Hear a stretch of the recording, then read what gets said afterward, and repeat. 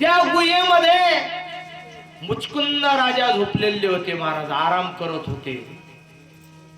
भगवान श्रीकृष्ण गुहेपर्यंत गेल्याच्या नंतर त्या गुहेमध्ये शिरले. मुचकुंद एक महात्मा झोपलेले होते. आपलं पितांबर काढून मुचकुंदाच्या अंगावर टाकलं.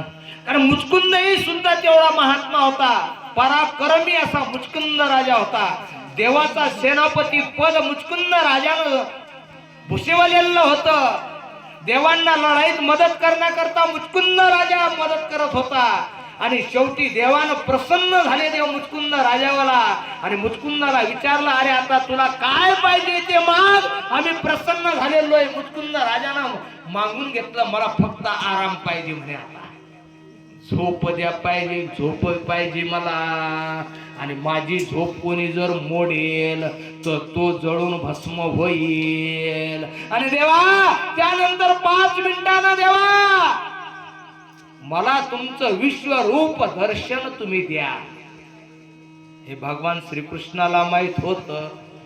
आणि म्हणून भगवान श्रीकृष्णाच्या गुहेमध्ये गेले. मुचकुंदाच्या अंगावर आपला पितांबर काढला, अंगावर टाकला आणि एका बाजूने जाऊन लपून बसले भगवान श्रीकृष्ण परमात्मा.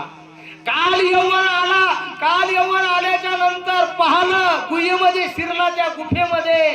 आणि पाहत होत पितांबर देवाचा अंगावर टाकलेला पाहतून मग काल यवन म्हणू लागला, इथे येऊन आराम करतोय का, असं म्हटलं काल यौवनानं. आणि काल यौवनानं लात मारली, लात. तो मुचकुंदाच्या